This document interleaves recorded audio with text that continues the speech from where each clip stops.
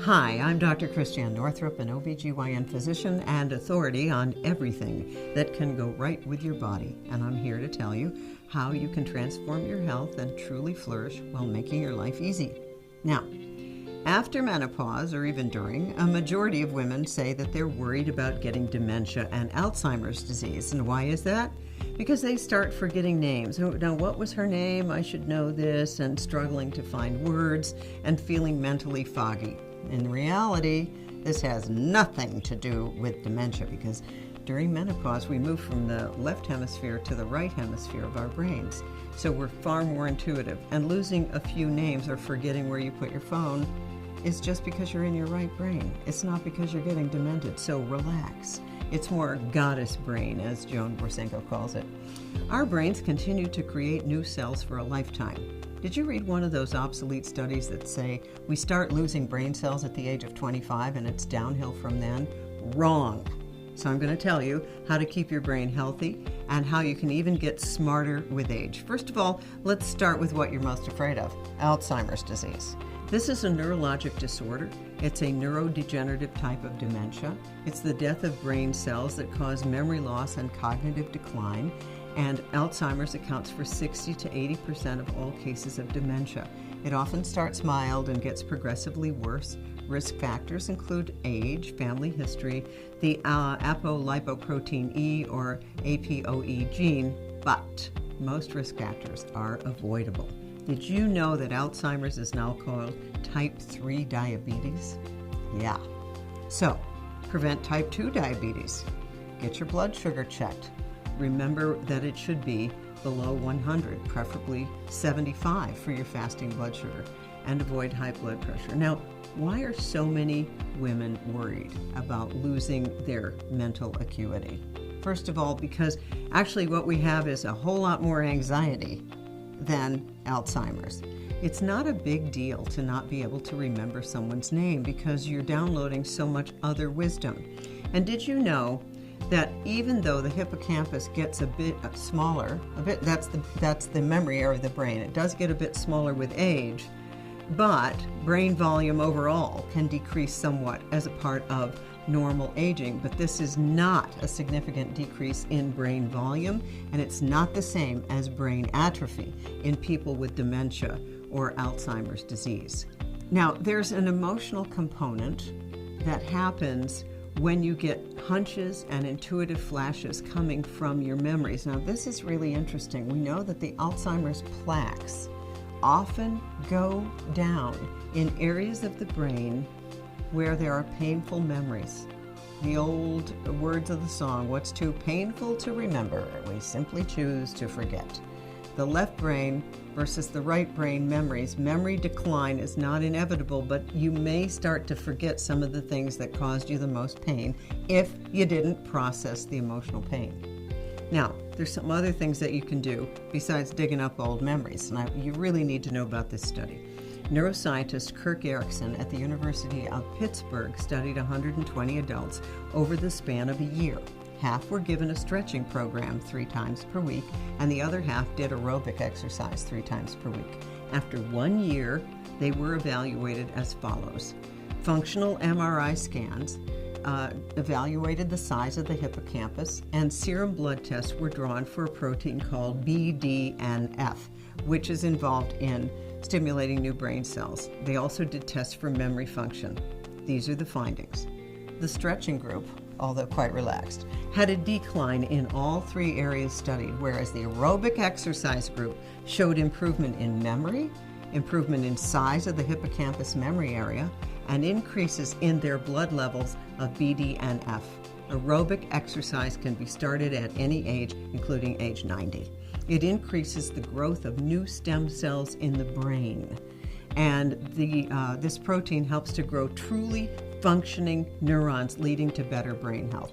Another study, which is really fun, and I think you ought to Google it, is the London cab driver study. Now, London cab drivers, believe it or not, actually have to learn where the streets are.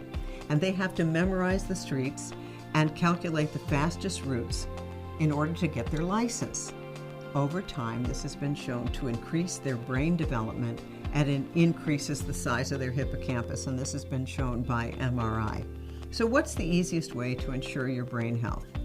First of all, I'd recommend you get off gluten and most sugars. Dr. David Perlmutter is a board-certified neurologist and author of Grain Brain, The Surprising Truth About Wheat, Carbs, and Sugar, Your Brain's Silent Killers. And he has found that gluten, carbs, and sugar can adversely affect your brain's health, and consuming them over a long period of time can lead to a host of brain-related issues: memory loss, dementia, Alzheimer's disease, migraines, depression, insomnia, anxiety, and even MS, and Parkinson's disease and seizures.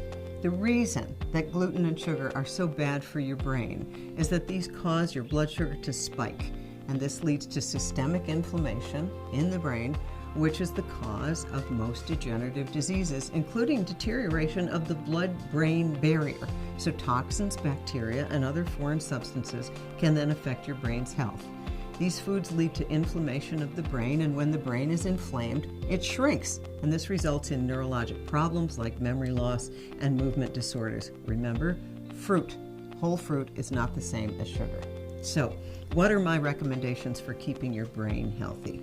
Eat brain foods, gluten-free, low-carb, low-sugar diets, lots of vegetables and fruits. Go for the 80-20 rule. 80% of this stuff should be your diet. Fish, healthy saturated fats, and then the really good fats like avocado, coconut oil, grass-fed beef, butter. By the way, human breast milk, I know that's not part of your diet, but it's 50% saturated fat, and your brain is comprised of 60% fat, and you've been told to avoid fat.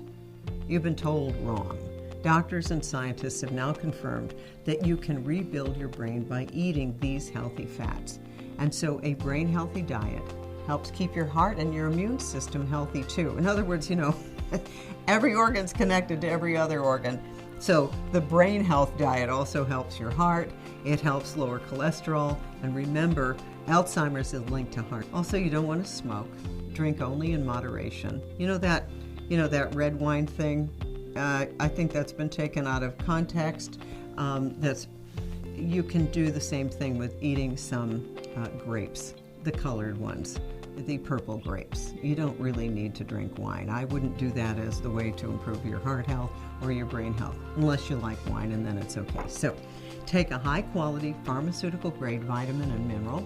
Get plenty of essential fatty acids, eat avocados and coconut oil, keep an upbeat attitude, embrace new ideas, meet new people, start to study people over 80 who are still working. You'll see a very different picture of age than what you've been taught. Guess what? Only 4% of American adults over the age of 80 are in nursing homes. The rest are out there dancing and having a good time. Ageism runs our culture, and people are very afraid for no good reason. Get aerobic exercise 3 times a week. Exercise your brain. Drive a different route to work. Do crossword puzzles. Get plenty of sleep. And memory is worse when you're tired.